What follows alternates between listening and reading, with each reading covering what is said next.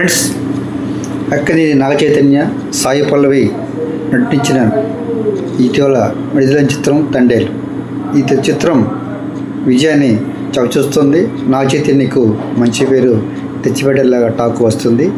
చందు మొండెడి దర్శకత్వంలో నిర్మించిన ఈ చిత్రం తండేలు.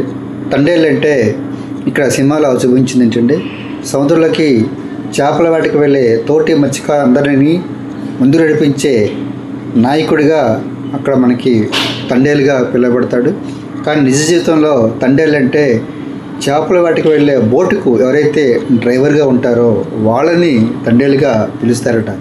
ఈ తండేలు అంటే గుజరాతీ భాషలో దీన్ని డ్రైవరు అనే అర్థం, నాయకుడు అని కూడా అని అనుకోవచ్చు. అలా ఈ తండేలు ముఖ్య పాత్ర వహిస్తాడు ఆ చేపల వేటకు వెళ్ళేటప్పుడు. చేపలు తీసుకురావటం, చేపలతో వాళ్ళతో పట్టించడం, అన్నిటికీ తనే నాయకత్వం వహిస్తాడు. వాళ్ళ సమస్యలను కూడా పరిష్కరిస్తాడు. ఆ రకంగా నిజ జీవితంలో శ్రీకాకుళం జిల్లాకు చెందిన చిన్న అనే ఒక మత్స్యకారుడు, అంటే తండేలుగా వ్యవహరించిన ఒక మత్స్యకారుడు గురించి మనం ఈరోజు అతని మాటల్లోనే అతని అనుభవాన్ని మనం ఈరోజు తెలుసుకుందాం ఫ్రెండ్స్. మరి ఆ చిన్న గురించి ఒకసారి ఇలా ఆ మాటలు ఏమంటే వింటున్నాడో ఒకసారి మనం కూడా విందాం. అంటే ఈ సముద్రంలో ఆటకి ఎప్పుడు ఏ టైంలో వెళ్తారు? మేము అంటే ఇప్పుడు సీజన్ అయినా 5 నెలలు ప్రెజెంట్ కట్టేస్తారు. అంటే బోట్ లో ఆఫ్ చేసేస్తారు. మే నెలలోనా?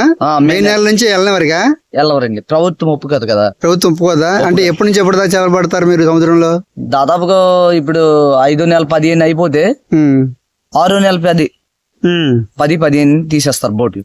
తీసేస్తారా? అక్కడి నుంచి స్టార్ట్. అంటే ఒక నెల రోజులు లీవ్. మే నెల నుంచి తీస్తారు బోట్లు. 6 నెలల 15. అదే జూన్ 15 నుండి. మీది శ్రీకాకుళం? మీది శ్రీకాకుళం అండి. రణస్థలం దగ్గర. మా ఊరు అల్లివలస. ఏం పేరు నీ పేరు? నా పేరు చిన్న అండి. ఇప్పుడు అంటే మీ గురించేగా తీసిన cinema Thandel cinema, Naga Chaitanya cinema. అవును. అసలు అంటే ఎలా జరుగుద్ది అక్కడ గొడవ? అంటే ఎందుకు జరిగింది గొడవ? ఒకప్పుడు అది పాత కథ ఆధారం కదా, జరిగింది కదా ఆధారం అంటారు. అది మొన్నే జరిగిందండి. ఎప్పుడు? 2 సంవత్సరాలు అవుతుంది. 2018లో 19లో దొరికిపోయాడు వాళ్ళు. అంటే వీళ్ళు పాకిస్తాన్ అంటే మన ఇండియా బోర్డర్ దాటి సముద్రంలో పాకిస్తాన్ వైపు వెళ్ళిపోయారా? మన ఇండియా అంటే సరిహద్దుల్లో ఉంటప్పుడు కూడా పట్టేస్తారు కొన్ని సందర్భాల్లో. ఎందుకని? రాకూడదనా? లోపల రాకూడదనా? వాళ్ళు దొంగసాటుని వచ్చేస్తారు. అంటే అది సముద్రం లోనకి వెళ్ళిపో ఉంటారు. సముద్రంలో మీకు సరిహద్దు ఎక్కడ తెలుసు? ఎలా తెలుసుద్ది? అక్కడ లేవీలు ఉంటాయండి. మన ఇండియా లేవి ఉంటదా? ఉంటాయి. ఇది అక్కడ సముద్రంలో సరిహద్దుల్లో ఉంటాయి. తర్వాత అంటే జగ్గువడలని, బోయలు, ఇలా డ్రమ్ములు ఉంటాయి. అద్దు దాటాకే వెళ్ళకూడదు. అవునా? అవును. అక్కడ కూడా చెక్ పోస్ట్ లాగా ఉంటాయి అన్నమాట. ఉంటాయండి చెక్ పోస్ట్. దాటి వెళ్ళవరు. అసలు వెళ్ళవరు. ఇప్పుడు మీరు చేపలు పట్టేటప్పుడు చేపలు పడతా వెళ్తారు కదా, వెళ్ళేటప్పుడు అక్కడ లంగరేస్తారా? వేస్తాం సార్. నైట్ టైం ఒకవేళ చేపలు పడితే నైట్ టైం తాడు అంటారు, గాలతాడు. ఒకవేళ నైట్ టైం పడితే అది కాస్తాం. లేదనుకుంటే వాళ్ళకి పడితే వాళ్ళ వేస్తాం. లేదంటే గమ్ని యాంకర్ వేసి పడుకుంటారు. అంటే ఇప్పుడు ఒక నైట్ మీరు ప్రయాణం చేస్తారా? ఆ అద్దులోకి వెళ్ళాలంటే ఒక నైట్ అవ్వచ్చు, 2-3 గంటలు అవ్వచ్చు, కాకపోతే 2 రోజులు అవ్వచ్చు, చెప్పలేము. ఎందుకని అలా? చేపలు లాంగ్ పడతాయి. అలా కాదు, ఇప్పుడు మన బోర్డర్ మన రేవు దగ్గర నుంచి ఎంత దూరం వెళ్తారు చేపలు పడతాక మీరు? మన రేవు దాదాపుగా 180 కిలోమీటర్లు మైళ్ళు వెళ్తారు. అంటే ఈ లోపు అసలు చేపలు దొరకవా? దొరుకుతాయండి. అంటే చేపలు ఏ గ్రౌండ్ లో పడితే ఆ గ్రౌండ్ కి వెళ్తాం. అవునా? తెలిసిపోద్ది మీకు? తెలుస్తాయి. అంటే ఉంటాయి కదా బోట్లు, 10,000-20,000 బోటు సముద్రంలో. ఎక్కడో వాళ్ళకు చేపలు పడతావు అండర్ గ్రౌండ్ లో ఉంటారు. మాకు వైర్లెస్ చేస్తారు. GPS లు ఉంటాయి, అలాని నంబర్ లో ఈ గ్రౌండ్ లో పడుతున్నాయని ఆ గ్రౌండ్ కి మేము చేరుకుంటాం చేపలు పడితే. లేకపోతే అలా చెక్ చేస్తారు ఏ ఏరియాలో ఏ గ్రౌండ్ లో పడతాయి, చెక్ చేసేసి తర్వాత అంటే ఒకవేళ ఉంటే డైరెక్ట్ గా చేపలు మీరే పడతారా? అక్కడ పట్టేవాళ్ళు వేరుగా ఉంటారా? మేమే పడతాం. మీరే పడతారా? డ్రైవర్ నేనే. తండేలే. తండేలు అంటే డ్రైవరా? అవునా? అవును. తండేలు సినిమా తీసారు కదా. అవును. ఆయన డైవర్ కి తండేలు అంటారా? గుజరాత్ లోనా? గుజరాత్ భాషలో తండేలా, మన భాషలో డ్రైవర్, తమిళలో డ్రైవరే, కన్నడలో డ్రైవర్ అంటారు. తర్వాత ఒక్క భాషలో హిందీలో బహుశా ఏమనొచ్చు, తండేలా అనొచ్చు. అంటే ఇప్పుడు నాకు తెలియని విషయం ఏంటంటే, ఇప్పుడు చేపలు మీరే డైరెక్ట్ గా వెళ్ళి వల వేసుకుంటారు, వాళ్ళు తెచ్చేసుకుంటారు. అక్కడ పట్టినందుకు మీరు గవర్నమెంట్ కి కడతారా? లేదండి, ఏం కట్టరు. ఇక పట్టుకొచ్చి అమ్ముకోవడం డైరెక్ట్ గా. మేము అమ్మకము, మా కింద అదే ఎవరో ఒకరు అమ్ముతారు. సేటు ఉంటాడు, సేటుకి ఇచ్చేస్తారు. ఆ సేటుకి ఇచ్చేస్తారు. శాలరీ ఇస్తారు. మీకు ఎంత ఇస్తాడు శాలరీ? డ్రైవర్ కి అయితే ఆయన తెచ్చే, అంటే చేపలు తెచ్చే బట్టి ఉంటాయి. అంత టన్ను లెక్క, కేజీ లెక్క? మాకు జీతం ఉంటదండి. ఎంత ఉంటది డ్రైవర్ కి సపరేట్ డ్రైవర్ జీతం ఎంత ఉంటది? చేపలు ఆ సంవత్సరం 7 నెలలు 8 నెలలు తిప్పుతాము. దాదాపుగా అలా కాదు. నీ పేరేంటి? చిన్న అండి. చదిగా చిన్న. ఇప్పుడు నువ్వు వెళ్తావు, డ్రైవర్ బోట్ తీసుకుని వెళ్తావు. వెళ్ళిన తర్వాత ఆ నైట్ 2 రోజులకు ఒకసారి 2 రోజులు పడేస్తారుగా. ఎన్ని రోజులు పడతాయి చేపలు అక్కడ? నెల రోజులు ఉంటాము. 28 నెల రోజుల పాటు మరి చేప అక్కడ నిల్వ ఉంటదా? ఉంటాయి, పుస్తలు ఉంటాయి. అంటే అదే డ్రమ్ములా? ఇది ఐస్ రూమ్ ఉంటదండి. అవునా? అక్కడ కూడా బోట్ లో అంటే బతకదు, మామూలు చనిపోద్ది. మరి చేప 2 రోజులు ఉంటదా? ఉంటాయండి, 4 రోజులు 28 రోజులు. అయితే మీరు ఒకసారి వేటకి వెళ్తే ఎన్ని రోజులు పడుతుంది? అంటే బోట్ ఫుల్ అయ్యేదాకా రారా? ఫుల్ అయ్యేదాకా. అంటే బోట్లు ఎన్ని కేజీలు పడతాయి? దాదాపుగా గుజరాత్ లో అయితే 4 రోజులు మేకం ఉంటామండి. ఈ 4 రోజుల్లో 10 రోజుల్లోకి వచ్చి 20 రోజుల్లోకి వచ్చి చేపలు వచ్చే బట్టి ఉంటాయి. అదే ఐస్ అయిపోతుంది కదా, అలాంటప్పుడు ఎక్కువ శాతం ఉండలేము, చేపలు పాడైపోతాయి, పూలింగ్ తగ్గిపోతుంది కదా. అవునవును. అప్పుడు వచ్చేస్తాం మేఘం వచ్చేసేసి ఇక సీడ్ కప్పు చెప్పేసి వెళ్ళిపోతారు. అప్పుడు మీకు ఎన్ని టన్నులు మీరు పట్టారో దాన్ని బట్టి లెక్కేసిస్తాడా డ్రైవర్ కూలీ? జీతం ఉంటాయి. మీ జీతం ఇస్తే? మా కింద 10 మంది ఉంటారు. నేనున్న నా కింద 8 మంది 9 మంది ఉంటారు. ఉండే వాళ్ళకు శాలరీ 13-14 వేలు వాళ్ళకి శాలరీ. నాకు ఆ ఫిషింగ్ సంపిని బట్టి 40 లక్షలు వస్తే 50 లక్షలు వస్తే ఆ ఫిషింగ్ ని బట్టి లాస్ట్ లో మనం 25 వేలు అనుకుంటే 30 వేలు పెంచుతాడు వాడు. ఖుషి కొద్ది, విశ్వాసం కొద్ది. అదేలే అది సంతోషం కొద్ది. అంటే బాగా పట్టుకొచ్చారండి, టన్నేజ్ బాగా పట్టుకొచ్చారు. అంటే సుమారుగా బోట్లు ఎన్ని టన్నులు పడతాయి? పడతాయండి 10 టన్నులు పడుతుందా? 15 టన్నులు. మరి మీరు ఫుడ్ తీసుకెళ్ళిపోతారు మామూలుగా? అక్కడ వండుకుంటాం, అక్కడ బోట్లో వండుకుంటారు. మరి ఈ లోపు ఏమైనా సముద్రంలో తుఫాన్ వస్తే? తుఫాన్ వచ్చింది తెలిసిపోద్దండి, వచ్చేస్తారా? వెనక్కి వచ్చేస్తారా? వెనక్కి వచ్చేస్తాం, ఏదో ఊరికి చేరుకుంటాం. దగ్గరలో గందరగోళం ఉంది, దగ్గరలో ఉన్న ఒడ్డుకి వెళ్ళిపోతారు. దగ్గరలో ఉన్న అంటే మీరు శ్రీకాకుళం బోర్డర్ లో దిగుతారు సముద్రంలో, అంటే మీరు గుజరాత్ వైపు వెళ్తారా? గుజరాత్ అంటే వాళ్ళు సేటు డ్రైవరు ఉన్నాడు కదా, నేను తండేళ్ళు. నాకంటే ఎంత జీతం అదే అడ్వాన్స్ ఇస్తారు, మనుషులు తీసుకురమ్మని 10 లక్షలు 7-8 లక్షలు నమ్మకం కొద్ది ఇస్తారు. ఆ డబ్బులు తీసుకెళ్లి మేము ఇక్కడ మనుషులు చూసుకొని వాళ్ళు తీసుకొని చూపించని వెళ్ళాలి.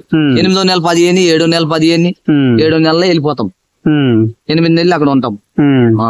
మరి ఈ లోపు మీకు ఏదైనా అనారోగ్యం వస్తే బోట్ లో వచ్చేయడమేనా? వెనక్కి బోట్ లో అనారోగ్యం ఎక్కువ సమస్య వస్తే వచ్చేస్తాం. వెనక్కి వచ్చేయడమేనా? అంటే అందులో ఏ ఒక్కరికి వచ్చినా వచ్చేస్తారా? బోర్డు మొత్తం వెనక్కి వచ్చేస్తుంది. వెనక్కి వచ్చేస్తాం. వేరే వాళ్ళు వేరే బోట్ పంపిస్తారా? అదే ఎక్కువ జ్వరం, మామూలు జ్వరం అయితే వేరే బోట్లు పంపించేస్తారు. లేదా ఆరోగ్యంగా బాగా కోల్పోయారనుకో బోటు వచ్చి పంపించేస్తారు. అంటే ఇప్పుడు 7 నెలల్లో నువ్వు 7 నెలలు ఉంటే నెలకు ఒక 20,000, 25,000, 30,000 వస్తాయి. అదే నమ్మకం ఉండదండి, ఎందుకంటే కొంతమంది చేతులు ఇస్తారు, కొంతమంది ఎవరు, కొంతమంది కొడతారు. అవునా? అవునండి. అంత ఆ దుర్మార్గం కూడా ఉంటదా? అది కూడా ఎంత కష్టపడి అంటే సేట్లు అంటే మన ఆంధ్ర వాళ్ళు కూడా అలా ఉంటారా? ఆంధ్ర కాదండి, గుజరాత్ మొత్తం అంతా సేట్లు అంతా గుజరాత్ వాళ్ళ. మోడీ సార్ ఉన్నారుగా ఆ ఊరు సేట్లు అంటే డబ్బులు ఎవరండి, కొందరు దౌర్జన్యం చేస్తారు. ఎలా మరి మీరు వెళ్ళి పట్టుకొచ్చారు కదా వెళ్ళి? మరి అలాగే ఫస్ట్ లో నమ్మకం ఉంటది, వాళ్ళు ఇస్తారు. తర్వాత అక్కడికి వెళ్ళిన తర్వాత బాగు చేయలేదు, ఇది చేయలేదు. మాక్సిమం ఆ స్టూప్ మొత్తం 8 నెలలు చేసినప్పుడు మనకు 13-12 లక్షలు దాదాపు బ్యాక్ అయిపోతాం. అవునా? అయితే 3-4 లక్షలు ఆడే బ్యాక్ ఉంటాడు. మనకు వాళ్ళు జీతం ఇస్తారండి, వాళ్ళకి ఇచ్చేయడమే చేపలు. వాళ్ళు ఏం చేసుకుంటారు మనకు 10 లక్షలు ఇచ్చినప్పుడు, వాళ్ళ పని చేసినప్పుడు, చేపలు తెచ్చినప్పుడు, అయినప్పటికి ఇవన్నీ చేసినప్పుడు లాస్ట్ లో ఏం చేస్తాడు తెలుసా? మనం ఎలా డైలీ అక్కడికి వెళ్ళాలి. అంటే మీకు జీతం మొత్తం ఇవ్వడా? అయితే ఇవ్వకుండా పంపిస్తాడు, అడ్వాన్స్ ఇస్తాడు అంతే. అడ్వాన్స్ ఇస్తాడు, సగం కొంతమంది ఇస్తారు, కొంతమంది ఇవ్వరు, దాదాగిరి చేస్తారు. అంటే మళ్ళీ ఇప్పటికే గుజరాత్ వస్తాడు, ఇడికో 2-3 లక్షలు మనకు బాగా ఉన్నట్టు వాడు ఎగ్జామ్స్ ఇస్తాడు. అలా చేసేసి ఏం చేస్తాడు, డబ్బులు ఏకం తీసుకొని మళ్ళీ షేట్ ఎక్క మనకు ఈ షేట్ మనకు నచ్చదు. అంటే ఇప్పుడు మరి ఇలాంటి విషయాలు వచ్చినప్పుడు మరి మీకు ఎవరు రక్షణ? ఎవరు లేదండి. ఎవరు లేరా? గవర్నమెంట్ కి చెప్పుకోవడానికి కూడా అవకాశం లేదా? చెప్పింది మరి మీకు మీరుగా అమ్ముకునే అవకాశాలు ఉన్నాయా? తెచ్చుకుని అమ్ముకుని? లేదండి, చేపలు అవదు. ఏ సొంత బోట్ కొనుక్కొని వెళ్ళలేరా? అక్కడ చేయాలంటే అంత మనీ లేదు. ఒక బోట్ ఎంత ఉంటది? ఒకే బోట్ దాదాపు 50 లక్షలు అవుతుంది. అవునా? 50 లక్షలు అంటే ఒక బోట్ లో ఎంతమంది వెళ్తారు? 9-10 అంతే. అంతకని ఎక్కువ వెళ్ళరా? వెళ్తారు, సీనియర్స్ పెట్టి ఉంటారు. మరి విష సర్పాలు ఏం పడతాయా? పాములే పడతాయా?